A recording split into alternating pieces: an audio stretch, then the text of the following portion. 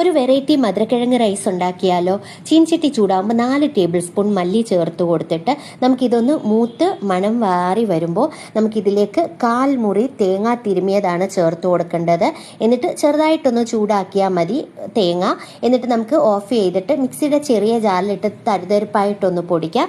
എന്നിട്ട് ഇതിലേക്ക് നമുക്ക് കപ്പലണ്ടിയാണ്, വറുത്ത കപ്പലണ്ടി 2 കൈപ്പിടി അളവ് തൊലി കളഞ്ഞത്, ഇതും കൂടെ ചേർത്തൊന്ന് തരുതരിപ്പായിട്ട് നമുക്ക് പൊടിച്ച് വെക്കാം.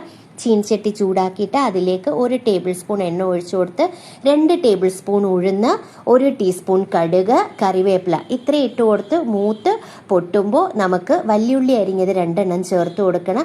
1 ടീസ്പൂൺ കായപ്പൊടി, 1 ടേബിൾ സ്പൂണ് ഉപ്പ് നിങ്ങൾക്ക് പിന്നെ വേണമെങ്കിൽ ആവശ്യത്തിന് ചേർത്ത് കൊടുക്കാം. ഇതെല്ലാം കൂടെ ഒന്ന് വഴട്ടിയിട്ട് മഞ്ഞപ്പൊടി, നിങ്ങളുടെ എരിവിന് ആവശ്യത്തിന് മുളക് പൊടി, 1/4 കിലോ കപ്പ അല്ലെങ്കിൽ മധുരക്കിഴങ്ങ് നമുക്ക് പുഴുങ്ങിയത് തൊലി കളഞ്ഞ് കഷ്ണങ്ങളാക്കിയതും നമ്മുടെ ഈ പൊടിയും കൂടെ ചേർത്ത് കൊടുത്ത് നല്ലതുപോലെ ഒന്ന് മിക്സ് ചെയ്യണം. മിക്സ് ചെയ്തിട്ട് നമുക്ക് 1 കപ്പ് റൈസ് കുക്ക് ചെയ്തതാണിത്. ഏത് റൈസ് വേണമെങ്കിലും ഉപയോഗിക്കാം. എന്നിട്ട് ഇതിലേക്ക് മല്ലിയിലയും 1/2 മുറി നാരങ്ങയുടെ നീരും കൂടെ ചേർത്ത് കൊടുത്ത് മിക്സ് ചെയ്ത് അടച്ചു 2 മിനിറ്റ് ഒന്ന് കുക്ക് ചെയ്യണം സിമ്മിൽ.